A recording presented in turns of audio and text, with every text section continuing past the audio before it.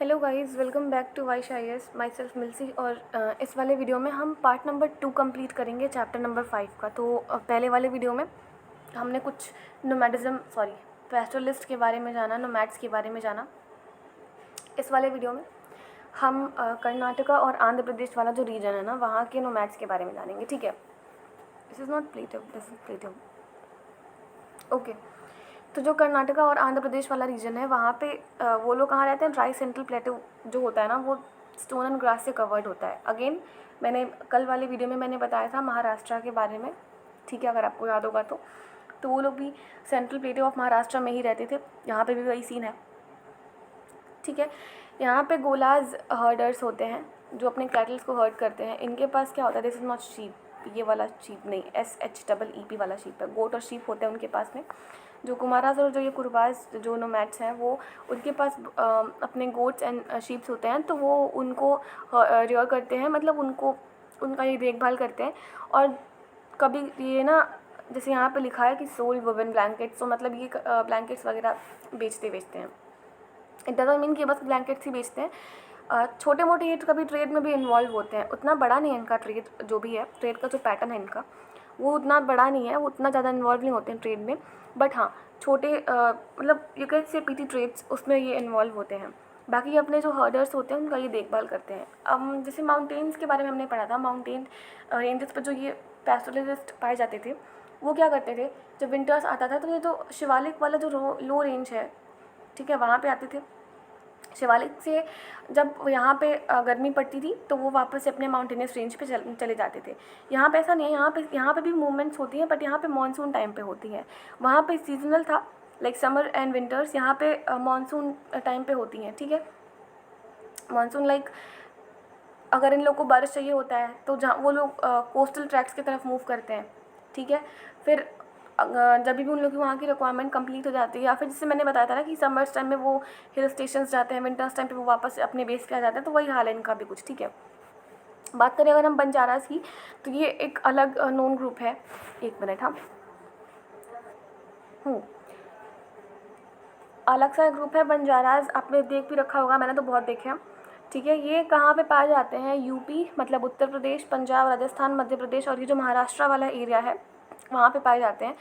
In search of good pasture land, मतलब अपने kettles के लिए ये लोग पास्चर्स ढूंढते हैं, तो उस वजह से इनको बहुत लॉन्ग डिस्टेंस तक मूव करना होता है। अपने कैटल्स जो होते हैं बेसिकली, उनके ऊपर ये सामान रख करके, जैसे मैंने पिछली बार भी बताया था, थोड़ा सा ट्रेड पैटर्न इन लोग का जान लो। जो कैटल्स होते हैं ना, बेसिकली ये लोग अगर कुछ इन लोग को प्रोड्यूस करना होता है तो वो मिल्क से ही बना होता है, ठीक है। कैटल्स हैं, कैटल से दूध ये लोग निकालेंगे, दूध से बनी चीज़ें ये लोग बनाएंगे। वो दूध, दही, घी, वॉटेवर, बटर जो भी हो गया, ये सब वो लोग बनाते हैं। फिर बहुत ज़्यादा अमाउंट में जब ये बन जाता है, तो ये जो जो कैटल्स होते हैं, उनके जितने भी गुड्स होते हैं उनके पीठ पर लेकर के पूरे जाते हैं मार्केट में, वहाँ पे ये एक्सचेंज करते हैं, ठीक है, ग्रेन और फोडर के फॉर्म में। अगेन राजस्थान की एक नोमैड्स है जिनको हम लोग रायकाज बोलते हैं। इनके बारे में कुछ देख लेते हैं। तो ये जो रायकाज नोमैड्स हैं, ठीक है, जिस एरिया में ये लोग रहते थे, मतलब राजस्थान वाला एरिया, वहाँ पे थोड़ा सा रेनफॉल अनसर्टेन है, पता ही होगा आपको। तो जो कल्टिवेटेड लैंड था ना, जो भी वो लोग वहाँ पे कल्टीवेट करके अपने लैंड को रखा हुआ था उन लोगों ने, वो कभी कभी ना फ्लक्चुएट करता था, ठीक है। आप देखोगे किसी किसी एरिया में कोई क्रॉप है ही नहीं, क्योंकि बारिश नहीं हुई, तो या तो क्रॉप ख़राब हो गया, या फिर हुआ भी तो उतना नहीं हुआ, या फिर है ही नहीं बिल्कुल भी। तो जो ये रायकाज थे ना, उन्होंने, मतलब रायकाज ट्राइब थे बेसिकली, तो उन्होंने अपने कल्टीवेशन को पेस्टरलिज्म के साथ में कंबाइन कर दिया मॉनसून टाइम में। मतलब देखो क्या है, जो ये ट्राइब्स हैं, जो ये नोमैड्स हैं, ये अलग चीज़ नहीं है, दोनों आपस में मिलजुल के कभी कभी काम करते हैं कि अगर कोई चीज़ तुम्हारे पास नहीं है तो तुमको हम दे देंगे, कोई चीज़ हमारे पास नहीं है तो हमको वो तुम दे देना। फॉर एग्जाम्पल, अभी मैंने देखा कल वाले वीडियो में मैंने बताया था, जो ये कोंकणी पीजेंट्स थे, ठीक है, अगर आपको याद होगा तो जब मैं महाराष्ट्र वगैरह के बारे में बता रही थी, तो जो कोंकणी पीजेंट्स थे, वो लोग उनसे राइस वगैरह लेते थे, ठीक है, स्टेपल क्रॉप्स वगैरह लेते थे, और बदले में उन लोगों को भी मिल्क प्रोडक्ट्स वगैरह या फिर कुछ भी मिल जाता था। और जो कोंकणी पीजेंट्स होते थे, वो अपने जो फील्ड्स होते थे, ठीक है, उनके कैटल को यूज़ करके उसको फर्टिलाइज़ करवाते थे, ठीक है। समझ में आ रहा है, आई होप सो। तो जो ये रायकाज थे उन्होंने अपने कल्टीवेशन को कंबाइन करा पेस्टरलिज्म के साथ में। मानसून के टाइम पीरियड, जब मानसून वाला टाइम पीरियड आता था, तो जो रायकाज थे बरमार के, जैसलमेर के, जोधपुर के, बीकानेर के, तो वो लोग ना उनके घर में रहा करते थे, दूसरे विलेजेस में ये लोग बेसिकली जाते थे। और ये जो लोग रायकाज हैं ट्राइब्स, इनके घर में ये लोग रहा करते थे, जहाँ पे पास्चर्स अवेलेबल होता था, क्योंकि बारिश में पास्चर्स वगैरह कहाँ अवेलेबल होगा, आप बारिश में लेके थोड़ा ना जाओगे भेड़ बकरियों को। अब जब अक्टूबर वाला टाइम पीरियड आता था, जब ये जो जितने भी ये ग्रेजिंग ग्राउंड है, जब वो पूरा एकदम ड्राई होता था, एग्जॉस्ट हो जाता था, तो वो फिर बाहर जाते थे, मतलब उस एरिया को छोड़ करके अपने पास्टर और वाटर की सर्च में कहीं और जाते थे, फिर वापस से मानसून सीजन में यहाँ पे आते थे। बाकी ग्रुप है रायकाज का जिसको हम लोग मारू बोलते हैं, मारू मीन्स डिज़र्ट, मारू वॉट उसको डेजर्ट बोलते हैं, ठीक है। तो वो लोग कैमल्स को हर्ट करते हैं। बाकी अनदर ग्रुप है वो शिप और गोट को हर्ट करता है। देखो इसका मतलब ही होता है डिज़र्ट, ठीक है। ये लोग कैमल को हर्ट करते हैं, बाकी ग्रुप है वो शिप और गोट को हर्ट करता है। बस कहने का मतलब इतना है कि पहले जो भी आपने पढ़ा जम्मू कश्मीर वाली ट्राइब्स जो थी, ठीक है, आपने वहाँ पे पढ़ा, और महाराष्ट्र वाले जो नोमैड्स थे आपने वहाँ पे पढ़ा कि सीजनल मूवमेंट्स होता था समर्स एंड विंटर्स के टाइम पीरियड में। बट अभी ये जो कर्नाटका, आंध्र प्रदेश और ये बंजाराज वगैरह जो हैं, जो ये रायकाज हैं, इनका मैंने बताया कि सीजनल मूवमेंट होते हैं, बट वो लोग समर विंटर्स में जाते थे, ये लोग मानसून वाला टाइम पीरियड में जाते हैं, ठीक है। क्योंकि जहाँ पे बारिश होगी, जब बारिश रुकेगी तब तो वहाँ पे ग्रीनरी होगी ना, बारिश में कोई लेके थोड़ी ना जाएगा, तो वो लोग वहाँ से फिर मूव करते थे। और अगर ये अक्टूबर वाला टाइम पीरियड आया तो फिर सारा सब चीज़ जब सूख जाता था, तो फिर वो लोग वहाँ से भी दूसरे जगह पे लोग शिफ्ट करते थे। तो ये लोग रेगुलर ऑन द मूव होते थे। और जो ये रायकाज है, इनके अलग अलग से ग्रुप्स हुआ करते थे, जिनका अलग अलग से नाम है। एक का नाम है मरू, ठीक है, और मारू वॉटेवर। देन अगेन ये लोग कैमल वगैरह रखते थे, कैमल को हर्ट करते थे, मतलब रियर करते थे। बाकी कुछ अदर ग्रुप्स हैं जिनने शीप और गोट को रियर कर रखा था, ठीक है। सो अगर हम लोग ओवरऑल देखें तो ये जो पेस्टरलिस्ट थे, जो नोमैड्स थे, इनकी जो लाइफस्टाइल थी, डेली लाइफ, वो कैसे चल रही थी, लाइक कल्टीवेशन, ट्रेड, थोड़ा बहुत ट्रेड, ज़्यादा नहीं। और जो लोग यहाँ पे आई थिंक मैंने पिक्चर्स पे इंक्लूड करे हैं मे बी। ओके, ये देखो, ये वाला पिक्चर देखो, कुछ ऐसा ही सीन होता था। जो भी ये लोग कैमल्स वगैरह अपने पास रखते थे या फिर कुछ भी रखते थे, ये लोग अपने जो प्रोडक्ट्स होते थे बनाते थे, और ये कैमल के या फिर जो भी उन लोग के पास होता था, उनकी ये लोग पीठ पे रख देते थे सारा का सारा सामान, और ये मार्केट प्लेस पर आके ये लोग सेल किया करते थे। तो बेसिकली थोड़ा बहुत आप ट्रेड भी बोल सकते हो, उनको इनकी नॉलेज थी, और वहाँ से भी इनका गुजारा पानी चल रहा था। बाकी यहाँ कल्टीवेशन है और हर्डिंग एंड रेयरिंग है ऑफ एनिमल्स, तो बाकी सब तो ठीक है। बट मूवमेंट्स, टाइमिंग, और ये जितनी भी सारी थी ना, वो डिफरेंट टेरिटरीज़ में जाना इनके लिए बहुत ज़्यादा डिफ़िकल्ट हुआ करता था। बट स्टिल इन्होंने मैनेज करा वहाँ पे जाने के लिए। बट कोई बात नहीं, छोड़ो उसको, वो एक अलग टॉपिक है। डिफ़िकल्टी सभी को होती थी वहाँ पे। बस इतना जानो कि इनका जो रेगुलर लाइफस्टाइल था वो किससे चलता था, कल्टीवेशन, ट्रेड और रेयरिंग एंड हार्डिंग। अभी बात करते हैं जो कॉलोनियल रूल था उसने पेस्टोरल लाइफ को कैसे इम्पैक्ट करा। पिछले वाले चैप्टर में हमने पढ़ा था कि जो कॉलोनियल रूल था उसने ट्राइबल लाइफ कैसे अफेक्ट करा। अगर आपको पता हो तो, अगर आपने वीडियो नहीं देखी है तो प्लीज़ देख के आओ। देखो कॉलोनियल रूल में क्या हुआ था ना, जो पेस्टोरलिस्ट की जो लाइफ है वो एक अलग वे से चेंज हो गई थी। जो ग्रेजिंग ग्राउंड्स था, जहाँ पे ये लोग अपने भेड़ बकरी को चराने वगैरह लेकर के जाते थे, वो अब ख़त्म हो गया। जो मूवमेंट्स था उनके मूवमेंट्स को रेगुलेट कर दिया गया कि आप इधर नहीं जाओगे, यहाँ पे नहीं जाओगे। उनकी जो रेवेन्यू थी, उनको जो टैक्सेस वगैरह पे करना हुआ करता था, उस टैक्सेस को इन लोगों ने इंक्रीज़ कर दिया जानबूझ करके। जो उनके एग्रीकल्चरल स्टॉक थे वो डिक्लाइन हो गया, जस्ट बिकॉज कि उनके पास पैसे नहीं होते थे कि वो खेती वेती कर सकें या फिर कल्टीवेशन कुछ भी ऐसा कर सकें। तो जब पैसे नहीं होंगे, जो पैसे आएंगे उनको वो टैक्सेस भी पे करनी है। तो जो उनका एग्रीकल्चरल स्टॉक था वो डिक्लाइन हो गया। जो उनका ट्रेड और क्राफ्ट था वो एडवर्सली अफेक्ट हुआ। ये सारी चीज़ें कैसे हुई, हम यहाँ पे एक एक करके जानेंगे। पहला देखो, रीज़न ये था कि जो कॉलोनियल स्टेट था ना, मीन्स जो कॉलोनियल रूल, जो ये ब्रिटिशर्स थे, वो चाहते थे कि जितने भी ये ग्रेजिंग लैंड है इनको हम कल्टिवेटेड फार्म में कन्वर्ट करें। क्यों, क्या चाहिए था इनको, पिछले वाले भी मैंने उसमें बताया था इनको क्या चाहिए था। पहला तो पैसे, मतलब फाइनेंस, ये भी रीज़न था। क्यों फाइनेंस कैसे, तो जब ये लैंड रेवेन्यू लगाएंगे, जब ये लैंड वाला टैक्स ये लेंगे, तो वहाँ से इनको मतलब फाइनेंस का तो एक सोर्स बनेगा ना, ठीक है। तो ये रीज़न था। दूसरा ये था कि जो ग्रेजिंग लैंड है उनको ये हटा करके जो ये कल्टिवेटेड फार्म्स जब ये वहाँ पे करेंगे, मतलब जब वो उसको फार्म्स में कन्वर्ट करेंगे तो वहाँ पे बेसिकली टैक्स वगैरह तो मिलेगा ही। बाद में इनका जो गुजारा पानी चलता था वो भी हम इंडियन से ही चलता था। ऐसा तो नहीं था ना कि वो इंग्लैंड से बैठे बैठे वहाँ से गेहूँ और धान मंगा रहे हैं, चावल मंगा रहे हैं कि हमें खाना में भेज दो, नहीं, उनका सब यहाँ से भी चलता था। तो बेसिक जो एक आप ओवरऑल इसको कंक्लूड करो ना तो बोल सकते हो कि हाँ, इनको चाहिए थे पैसे और लालची थे, बेसिकली बहुत लालची थे ये सब। तो इस वजह से इनका ये मतलब एजेंडा था कि हम जितने भी ग्रेजिंग लैंड है हम उसको कल्टीवेट करेंगे और मतलब कल्टीवेटेड फार्म में इसको कन्वर्ट करेंगे। और जब ये कल्टीवेशन जब एक्सपेंड होगा, मतलब जब कल्टीवेशन बढ़ेगा तो वहाँ से रेवेन्यू जनरेट होगी, ठीक है। और जब रेवेन्यू जनरेट होगी तो हम दूसरे जो क्रॉप्स हैं लाइक कॉटन हो गया, जूट हो गया, वीट हो गया, हम इन सारी चीज़ों की जो एग्रीकल्चरल प्रोड्यूस है ये भी हम बढ़ा देंगे, जो कि इंग्लैंड में इसकी रिक्वायरमेंट बहुत ज़्यादा है। You know why? Because England में ना मतलब ब्रिटेन में बेसिकली अगर मैं बात करूँ तो इंडस्ट्रियलाइजेशन आया था, ठीक है। वहाँ से जब वो बढ़ा तो थोड़ा सा अर्बनाइजेशन भी हुआ, मतलब बहुत ज़्यादा एक लेवल पे हुआ, अच्छे खासे लेवल पे। पॉपुलेशन बढ़ी तो जब पॉपुलेशन बढ़ी ना तो वहाँ पे उन लोगों के पास उतने रिसोर्सेज नहीं थे कि वो उन लोगों की जो बेसिक नीड्स थी वो पूरी कर पाए, ठीक है। तो क्या हुआ, अब वो लोग कहाँ से ढूंढेंगे, वहाँ पे उतने ग्रेन्स वगैरह तो थे नहीं, कहाँ से ढूंढेंगे। जिस कंट्री को ये ब्रिटिशर्स ने कॉलोनाइज़ कर रखा था उन सारी कंट्रीज़ में से ये लोग जाते थे लोग, बेसिकली अगर मैं बोलूँ तो बहुत जाते थे लोग, वो लोग वहीं पे रहते थे लोग, ठीक है। तो उनको लूट मार के ले करके जाना, फिर वहाँ से रिसोर्सेज ले करके जाना, बस वही काम करते थे ये लोग। तो इन लोगों को ये लगा कि जब एग्रीकल्चर जब एक्सपांड होगा, जब हम कल्टीवेशन बढ़ाएंगे तो ये हमारा जो सोर्स ऑफ रेवेन्यू है वो भी जनरेट होगा। और जो बाकी जो दूसरे क्रॉप्स है, जो कॉमर्शियल, जो कैश क्रॉप्स बोलते हैं, कॉमर्शियल क्रॉप्स जो भी है लाइक जूट, कॉटन, वीट और जो बाकी के एग्रीकल्चरल प्रोड्यूस हैं जो कि इंग्लैंड में रिक्वायरमेंट है इसकी बहुत ज़्यादा लोगों को फीड करने के लिए, हम एट द सेम टाइम उसको भी उसके भी प्रोड्यूस को बढ़ा सकते हैं। जो ये कॉलोनियल ऑफिशियल्स थे उनको सारे जो लैंड थे ना वो एकदम अनप्रोडक्टिव लगते थे, जितने भी ये फालतू के, मतलब हम लोग के लिए तो फालतू नहीं है ना, बट उन लोग के लिए तो फालतू ही लगते थे।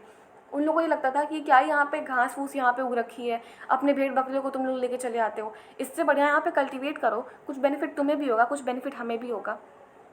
और उन लोगों को लगता था कि जो ये अनकल्टिवेटेड लैंड है उससे ना ही रेवेन्यू सोर्स, मतलब हम लोग ना ही रेवेन्यू जनरेट कर पा रहे हैं, ना ही कुछ एग्रीकल्चरल प्रोड्यूस जनरेट कर पा रहे हैं, तो वो लोग उसको एज अ वेस्ट लैंड देखते थे। जैसे कि मैंने पिछले भी चैप्टर में बताया था कि जो जहाँ पे ये ट्राइब्स रहती थी, पिछले वाले चैप्टर में मैंने बताया था कि जहाँ पे ये ट्राइब्स रहती थी उसको ये लोग एज अ वेस्ट लैंड देखते थे, ठीक है। और उनको लगता था कि ये जो लैंड है इसको कल्टीवेशन के अंडर में आना चाहिए। आप देखो कि from the mid 19th century जो वेस्ट लैंड रूल्स आए थे वो मतलब उनको इनैक्ट करा गया था कंट्री के वेरियस पार्ट्स में। जस्ट अ मिनट, हाँ देखो यहाँ पे 19th सेंचुरी, आप देखो मतलब मिड 19th सेंचुरी जो फॉरेस्ट एक्ट था वो लाया गया था। वही मतलब बहुत सारे से फॉरेस्ट एक्ट आए थे जो ये वेस्ट लैंड के लिए कुछ रूल्स बनाए गए थे। इन रूल्स के थ्रू क्या था, जो अनकल्टिवेटेड लैंड्स हैं उनको वापस अपने कब्जे में ले लिया गया, मतलब अपने अंडर में ले लिया गया, और वो एक सेलेक्टेड इंडिविजुअल को दे दिया गया कि अब आप जो ये लैंड है वो आपकी है, मतलब है तो वो मेरी ही, बट हम आपको हायर कर रहे हैं यहाँ पे कल्टीवेशन करने के लिए, ठीक है। और जो ये इंडिविजुअल होते थे वो मतलब उनको कंसेशन वगैरह भी मिलता था, उनको ये लोग इनकरेज करते थे कि आप यहीं पे सेटल हो जाइए इन लैंड के आसपास। क्यों? ऐसा नहीं था कि वो लोग उनका बहुत भला चाहते थे, जस्ट बिकॉज सेटल हो जाओ, क्योंकि तुम यहाँ पे अगर सेटल हो जाओगे तो हमारे लैंड की देखभाल करने के लिए कोई ना कोई रहेगा, जस्ट दैट, ये वाला रीज़न था। कुछ जो थे उसमें से विलेज के हेडमैन्स हुआ करते थे, तो उन्होंने जो नए नए एरियाज़ थे, मीन्स जो उन्होंने एरियाज़ थे उनको वो उन्होंने क्लियर करवाया। बहुत सारे से एरियाज़ में जो लैंड थे वो उन जो जिनको उन लोगों ने हायर करा था उनने अपने अंडर में ले लिया, ठीक है, उन सारे के सारे ने। तो जो ग्रेजिंग ट्रैक्ट्स थे उनके, जिस रूट को पकड़ के वो ग्रेज करने जाते थे वो बैन कर दिया गया उस रूट को कि नहीं, अब आप नहीं जा सकते हो, ठीक है, बिकॉज हम ये लैंड क्लियर कर रहे हैं। तो जो ये पेस्टोरलिस्ट थे जो अपने कैटल्स को लेकर के जाते थे, ठीक है, तो उनको अब जाने के लिए मना कर दिया गया। तो इस वजह से जो एक्सपेंशन ऑफ कल्टीवेशन है वो एक बहुत ही मेजर रोल प्ले करा है पास्चर के डिक्लाइन में और जो ये पेस्टोरलिस्ट थे उनके प्रॉब्लम्स में। सेकेंड वाला रीज़न हम देखें तो by the mid 19th century बहुत सारे से फॉरेस्ट एक्ट आए थे। देखो यहाँ पे बहुत सारे से फॉरेस्ट एक्ट आए थे, ठीक है। मैंने पिछले वाले वीडियो में बताया था कि फॉरेस्ट एक्ट ने कैसे इम्पैक्ट करा था लोकल पीपल की लाइफ को और जो ये ट्राइबल पीपल थे उनकी भी लाइफ को। अगर आपने नहीं देखा है तो प्लीज़ वो वाला वीडियो देख के आओ, अदरवाइज़ कोई बात नहीं, यहाँ पर तो रिवाइज हो रहा है, देख लो ये भी। अरे में बाकी जो ये फॉरेस्ट एक्ट था डिफरेंट प्रोविंसेस में लागू हुआ। इन एक्ट के थ्रू कुछ फॉरेस्ट ऐसे थे जो कि कॉमर्शियल क्रॉप्स उगाते थे, कॉमर्शियल क्रॉप यहाँ पे मेरे कहने का मतलब है कि जो ब्रिटिशर्स को जो कॉमर्शियली बेनिफिट करे, जो मार्केट प्लेस पे बेनिफिट करे, जैसे कि टिम्बर था, ठीक है, साल फॉरेस्ट हो गया, इन सबको जो ये टिम्बर और जो ये साल था ना, जिस जिस एरिया में ये कल्टीवेट करा गया था, मतलब जिस जिस एरिया में ये उगा था, ठीक है, उस एरिया को इन लोगों ने रिजर्व फॉरेस्ट में कन्वर्ट कर दिया कि ये रिजर्व है, आप यहाँ पे जा ही नहीं सकते हो। तो जो कोई भी पेस्टोरलिस्ट था या फिर कोई भी ट्राइब्स थी, उनको अलाउड नहीं था, उनको अलाउड नहीं था कि ये ऐसे फॉरेस्ट में जा सके। बाकी जो अदर फॉरेस्ट थे वो उनको रख दिया गया प्रोटेक्टेड फॉरेस्ट में। प्रोटेक्टेड इन द सेंस कि हम यहाँ पे भी कुछ करेंगे, ये हमारे अंडर में प्रोटेक्टेड है, आपके अंडर में रहेगा तो ये वेस्ट लैंड बन जाएगा। सारा का सारा इन्होंने अपने अंडर में रखा था। बट जैसे कि मैंने पिछले वाले चैप्टर में भी मैंने बताया था कि कुछ लोगों को अलाउ कर दिया था जाने के लिए इस शर्त पे कि आपको उनके लिए काम करना पड़ेगा फिर फ्री फोकट में, ठीक है। तो मैं बता रही थी कि कुछ जो थे फॉरेस्ट लॉज आए थे, तो उसके फॉरेस्ट लॉ के अंडर में कुछ चीज़ें थी, कुछ फॉरेस्ट थे जिसको रिजर्व फॉरेस्ट में डिक्लेयर करा गया, कुछ थे जिनको प्रोटेक्टेड फॉरेस्ट में डिक्लेयर करा गया, कुछ थे कुछ जो कस्टमरी जो राइट्स होते हैं, ग्रेजिंग राइट्स होते हैं पेस्टोरलिस्ट के, दिया गया। बट उनको जो जो नॉर्मल से राइट्स है ना कि आप यहाँ से मूव कर सकते हो, बट आप कहाँ तक मूव कर सकते हो वो हम डिसाइड करेंगे, ठीक है। आप घर से निकल तो सकते हो, आप फॉरेस्ट में जा भी सकते हो, बट आप कहाँ तक जाओगे वो हम डिसाइड करेंगे। बेसिकली अगर आप देखो ना तो उनकी जो मूवमेंट थी उस पर रेस्ट्रिक्शंस लगा दी गई थी। वो अब जैसे पहले की तरह उनको फ्रीडम मिलता था ना, बेसिक जो राइट्स थे उनके वो भी उनसे छीन लिया गया। बस यही तो कहने के लिए है कि हाँ थोड़ी बहुत राइट्स बची कुछ थी, बट वो कुछ भी खास बची कुछ थी नहीं। जो कॉलोनियल ऑफिशियल्स थे वो ये बिलीव करते थे कि जो ये ग्रेजिंग है वो सारे की सारी सैपलिंग्स को, जो यंग शूट्स होते हैं ना, आप देखते हो कि जब कल्टीवेशन हम लोग करते हैं तो जो मान लो किसी ने धान को कट करा, अगर आप हाथ सिकल वगैरह से कट करते हो तो जो छोटे छोटे लास्ट में बट जाते हैं पार्ट्स, ठीक है, वो यंग शूट्स वगैरह जो हैं, वो जो सैपलिंग्स हैं, मतलब यंग शूट्स ऑफ ट्रीज़ जो है, ठीक है, और जो सैपलिंग्स हैं, बाकी सारे जो सीड्स हैं, वो सारे के सारे ना वो डिस्ट्रॉय हो जाएंगे। इनको ऐसा लगता था, जो ये कॉलोनियल ऑफिशियल्स थे उनको ऐसा लगता था कि ये जंगल वंगल का कुछ फ़ायदा है नहीं। अब उनको क्या पता इकोलॉजी एनवायरनमेंट के बारे में, उनको तो कुछ पता है नहीं, बस उनको चाहिए था अपना प्रॉफिट। तो जो ये हर्ट्स हैं, मतलब इनको लगता था कि जो ये हर्ट्स हैं वो सैपलिंग्स के ऊपर चलेंगे, तो जितने भी हम लोगों ने बीज बोए हैं सारे के सारे डिस्ट्रॉय हो जाएंगे, शूट्स को ये लोग खा जाएंगे। तो जो ये इनके जो हर्डर्स थे ना, जो उनके कैटल्स थे, उनको ये लोग जाने नहीं देते थे, स्पेशली फॉरेस्ट में जहाँ पे टिम्बर वगैरह, वहाँ पे तो बिल्कुल भी अलाउड नहीं था। तो बेसिकली जब सबको बर्बादी समझते थे तो ये लोग क्या ही करेंगे, छोड़ो। बाकी हाँ ये 2 रीज़न मैंने बताया कि एक तो फॉरेस्ट एक्ट था, एक जो वो वेस्ट लैंड रूल्स आए थे कंट्री के डिफरेंट पार्ट्स में इनैक्ट हो गए थे। बाकी अगर देखें तो ये जो फॉरेस्ट एक्ट है ना, इनने पेस्टोरलिस्ट की लाइफ को एक लेवल पे चेंज करा है, अच्छा भी बुरा भी। एक अगर ब्रीफ में बताऊँ तो कुछ पेस्टोरलिस्ट ऐसे थे जिनने अपने आप को ट्रेड में इंगेज करा। अब ज़रूरी नहीं है कि आपने ट्रेड में इंगेज करा तो आपका ट्रेड सक्सेसफुल ही होगा, फेलियर भी मिला बहुत लोगों को। बट आगे भी देखते हैं क्या लिखा है। पहले तो इन लोगों को प्रिवेंट करा गया कि आप फॉरेस्ट में नहीं जा सकते हो। पहले क्या था, ये लोग अपने जो वैल्यूएबल चीज़ें हैं वो फॉर कैटल के लिए या फिर किसी भी चीज़ के लिए अपने भी लिए, वो लोग ये फॉरेस्ट वगैरह से लेते थे। इवन आप देखोगे ना कि जहाँ से ये अपने वैल्यूएबल चीज़ें लेते थे, भले तो वो फॉरेस्ट एरिया ना हो, उसके आसपास भी फॉरेस्ट हो ना, तो उनको वहाँ पे भी उनकी जो मूवमेंट उनको रेगुलेट कर दिया गया। उनको परमिशन लेनी पड़ती थी कि क्या हम वहाँ पे जा सकते हैं कि नहीं। और अगर उनको परमिशन दिया गया तो उनको एक स्पेसिफिक टाइम दिया जाता था कि आप इस पर्टिकुलर टाइम पे आप जा सकते हो, अदरवाइज़ नहीं जा सकते हो, और किसी के सुपरविज़न में जा सकते हो। आप अकेले नहीं जाओगे, आपके साथ कोई ना कोई होगा, हमारा एक ऑफिशियल, अदरवाइज़ आपको जाना अलाउड नहीं है। क्योंकि इन लोगों को लगता था कि ये लोग जाएंगे और वो वहाँ से टिम्बर वगैरह चोरी करके लेते आएंगे, बट ऐसा कुछ भी नहीं था गाइस। फालतू के तो थे ही सब, हम लोग को भी फालतू ही समझा इन लोगों ने, ठीक है। टाइमिंग मैंने बता दी। जो डिपार्चर था वो भी स्पेसिफाइड था। जो नंबर ऑफ़ डेज़ थे कि आप जैसे कि मान लो कोई ट्रैवल पीपल है, पहले वो फॉरेस्ट में ही रहता था। जो पेस्टोरलिस्ट हैं वो पहले कभी कभी उन लोग को फॉरेस्ट एरियाज़ में भी जाना पड़ता था। तो कभी कभी वो लोग वहीं पे सेटल हुआ करते थे, रेगुलर बेसिस पे नहीं, बट हाँ हफ्ते 10 दिन, महीने दिन, या फिर 6 महीने। अब मानसून रहेगा तो 1 महीने तो रहेगा नहीं, ठीक है, समर्स रहेगा तो 1 महीने तो रहेगा नहीं। तो जितने टाइम ये सीजनल मूवमेंट होती थी उतने टाइम ये लोग अपने आप को एक जगह पे रखते थे, उसी जगह पे पर्टिकुलरली ये लोग मूव किया करते थे। बट जब ये वाला सीन आया ना तो इन लोगों ने कहा कि आप फॉरेस्ट में रह सकते हो, बट ठीक है, मतलब ऐसा है ना कि ये लोग अगर सारे राइट्स को छीन लेंगे तो वहाँ पे ये लोग जो पेस्टोरलिस्ट हैं, जो नोमैड्स हैं, वो भी गुस्सा हो जाएंगे और रिवॉल्ट कर देंगे। तो इन लोगों को भी सोच समझ के चलना था। और ऐसा नहीं कि हुआ नहीं, हुआ भी। जब स्पेक्ट्रम वगैरह करेंगे उसमें देखेंगे हम ये, ठीक है, कहाँ पे कौन से रिवॉल्ट हुए हैं ये। तो इन लोगों ने बोला कि ठीक है, आप फॉरेस्ट में एंट्री तो मिलेगी, बट वहाँ पे आप रह नहीं सकते, और अगर रहना तो मतलब लिमिटेड टाइम पीरियड के लिए, ठीक है, आप रहना नहीं है वहाँ पे टाइम, अगर आप स्पेंड करना चाहते हो तो आप वो भी आपका लिमिटेड है। आप वहाँ पे हमेशा परमानेंट बेसिस पे नहीं रह सकते हो, लाइक अगर आप 6 महीने 2 महीने 3 महीने जब से रहना चाहते हो तो आप नहीं रह सकते हो। तो उसके बाद में जो पैस्टोरलिस्ट हैं, अब उनका कोई एरिया नहीं बचा कि वो जहाँ से उनको वो फॉरेज अवेलेबल हो सके, लाइक जो कैटल्स के लिए जो खाना वाना होता है वो अवेलेबल हो सके। जो ग्रास था वो भी अंडर ग्रोथ था फॉरेस्ट वगैरह में, क्योंकि सबको तो इन लोगों ने कट ही कर रखा था, और जो कुछ होते थे उसको भी कट कर दिया जाता था इन लोगों के थ्रू। तो उनको इस वजह से ना परमिशन वगैरह लेनी पड़ती थी। जो फॉरेस्ट डिपार्टमेंट था, ठीक है, उनने बोला था कि आपको परमिशन लेके जाना पड़ेगा हमसे। तो जो फॉरेस्ट डिपार्टमेंट था बेसिकली वो अगर अलाउ भी करता था ना, तो बदले में उनको काम करना पड़ता था, ठीक है। अगर आप सिंपल वर्ड में समझो ना, तो जो फॉरेस्ट डिपार्टमेंट था, फिर जो कॉलोनियल जो ऑफिशियल्स थे, वो इनके लाइफ के ऊपर रूल कर रहे थे, इनके ऊपर नहीं, इनके बेसिकली उन्होंने ना लाइफ को कंट्रोल कर रखा था। और जो ये परमिशन मिलती थी, जैसे कि मैंने बताया, स्पेसिफाइड पीरियड के लिए मिलती थी, और आपको लीगली जो भी करना था आप वो कर सकते हो। अगर आप चोरी करते हुए पकड़े गए, अगर आप मान लो अगर आपको कुछ फ्रूट्स चाहिए, आपको अलाउड नहीं है कि आप यहाँ से फ्रूट्स तोड़ सकते हो, और अगर आपने तोड़ा तो आपको उसके लिए पनिशमेंट दी जाएगी, ठीक है, आपको उसके लिए पनिशमेंट भी मिलेंगी, और आपको उसके लिए फ़ाइन भी पे करना पड़ेगा, पता नहीं कितने रुपए, बट हाँ आपको पे करना पड़ेगा। और बेसिकली वहाँ पर ज़्यादा ही पे करना पड़ता था, क्योंकि ये लोग तो थे ही लालची। और अगर तीसरे वाले मैं कॉज की बात करूँ कि ये सब कैसे हुआ, तो जो ये ब्रिटिश ऑफिशियल्स थे ना, उनको ना हमेशा से पता नहीं क्या था कि उनको जो ये नोमैडिक पीपल थे उनको उन पे ना हमेशा ही डाउट होता था। अब क्यों होता था आगे अभी जानेंगे, क्योंकि इनको ऐसा लगता था ना कि जो ये क्राफ्ट पर्सनस हैं, मतलब जो ये क्राफ्टमैन हैं, जो ये ट्रेडर्स हैं, जो अपने विलेजेस में रहते हैं, जो ये मतलब जितने भी लोग थे, नोमैडिक पीपल हो या फिर किसी को भी हो, वो सबको ना एक शक की निगाह से देखते थे। क्यों? क्योंकि वो लोग इंडियंस तो थे नहीं।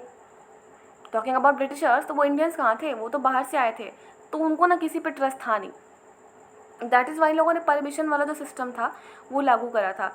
जो पेस्टरलिस्ट थे, जो अपने मूवमेंट्स वगैरह, जो अपने सीजनल टाइम पे जो अपने रेजिडेंस को चेंज करा करते थे in search of good pastures for the herds, जो भी है, ठीक है, तो ये उन पे भी नज़र रखते थे कि ये लोग कहाँ जा रहे हैं, कहाँ जा रहे हैं, क्या कर रहे हैं, क्या पता कहीं हमारे टिम्बर को तो नहीं नुकसान पहुँचा रहे हैं। टिम्बर का सिग्निफिकेंस क्या है, मैंने पिछले वाले चैप्टर में मैंने बता रखा। अगर आपने नहीं देखा है तो आप उस वाले वीडियो को देख के आओ। और जो ये कॉलोनियल गवर्नमेंट थी ना, वो अगर सच बताऊँ तो ये लोग जो सेटल पॉपुलेशन थी, ये लोग वहाँ पे रूल करना चाहते थे, ठीक है, एक सेकेंड, ओके। तो ये लोग वहाँ पे रूल करना चाहते थे, कहाँ पे, सारे के सारे जितने भी सेटल पॉपुलेशन है उनके ऊपर। वो चाहते थे कि जो ये गांव के जो लोग हैं वो तो अनपढ़ होते हैं, मतलब वो तो इलिटरेट होते हैं, वो विलेजेस में रहते हैं, तो वो क्या जानते हैं, उनको तो ऐसे कुछ नहीं पता है, तो हम उनके ऊपर आसानी से रूल कर सकते हैं। तो वहाँ पे टैक्सेस वगैरह लगा दिए, अननेसेसरी टैक्सेस लगा दिए, लैंड टैक्स लगा दिए कि अगर लैंड पे अगर आप रह रहे हो, यहाँ आपकी ज़मीन है, पहले से आपका ही घर बना है, आपने बनवाया, बट आपको इसके लिए हमें टैक्स देना पड़ेगा, ठीक है। तो अभी के लिए इस वाले वीडियो में यहीं तक रहने देते हैं। मैंने आपको 3 कॉजेज़ बता दिए। कल कुछ एक्ट के बारे में हम बात करेंगे। आई थिंक वीडियो लंबी हो जाएगी, 2 कॉज अभी और हैं। अभी इस थर्ड वाले कॉज को भी हम इन डिटेल पढ़ेंगे। फोर्थ वाला जो कॉज है वो भी थोड़ा सा इंपॉर्टेंट है, हम इसको ना कल वाले वीडियो में जानेंगे। अभी के लिए बस इतना जानो, इतना समझ में आया ना कि जो ये कॉलोनियल रूल है, हम पेस्टोरल लाइफ को कैसे इम्पैक्ट करा है, तो क्या क्या चीज़ें हुई मैंने बता दिया। अब ये क्यों हुई, कैसे हुई, बेसिकली इन सारे कारनामों की वजह से हुई थी। जितने भी ये टैक्सेस वगैरह लेकर के आए थे, तो वो फिर इनने रूल्स वगैरह लेकर के आए थे, इनेक्ट करे थे, फॉरेस्ट लॉज लेकर के आए थे, ठीक है। सबका जो ये मैं यहाँ पे जो एक ही लाइन में बोल रही हूँ ना, लाइक टिम्बर, साल, फॉरेस्ट, ये सबका मैंने इंपॉर्टेंस पिछले वाले चैप्टर में मैंने बता दिया। तो अगर आपने नहीं देखा है ना, आप उसको देख के आओ। तो वीडियो को एंड करने से पहले एक important information as usual guys, की जो भी एस्पिरेंट सीरियस होकर के यूपीएससी की प्रिपरेशन करना चाहते हैं, वो यहाँ पे दिए गए व्हाट्सएप नंबर पे हमारे वाइस सर को मैसेज कर सकते हैं। सर का इंस्टाग्राम हैंडल है, आप वहाँ पे भी सर को डीएम कर सकते हो, मेल भी कर सकते हो सर को, बट हाँ सर को आप व्हाट्सएप कर सकते हो। और अगर आप सर को रेगुलर फॉलो करते हो, जो भी सर ने बताया आपको गाइडेंस जो भी वो प्रोवाइड करेंगे, अगर आप उनको फॉलो करते हो, तो आप बेसिकली मैं मतलब एक्सपीरियंस से बता रही हूँ, मैंने बहुत सारे बच्चों को देखा है, आप क्लियर कर सकते हो अपना एग्ज़ाम। बिकॉज जो 2023 का जो प्रीलिम्स था वो उसका लेवल बढ़ता ही जा रहा है, और ये बहुत टफ था। और हमारे वाइस आईएएस के स्टूडेंट्स ने 90+ स्कोर करा है। और यहाँ पे कोई भी ग्रुप्स एंड मेंटरशिप कोई ग्रुप्स वगैरह बेसिकली नहीं बनी है, पर्सनल मेंटरशिप सर की प्रोवाइड होती है। तो आप लेट मत करो, सर को आप एक बार कॉन्टैक्ट कर लो, बेनिफिट आपका ही होगा। So thank you very much, have a great day ahead guys.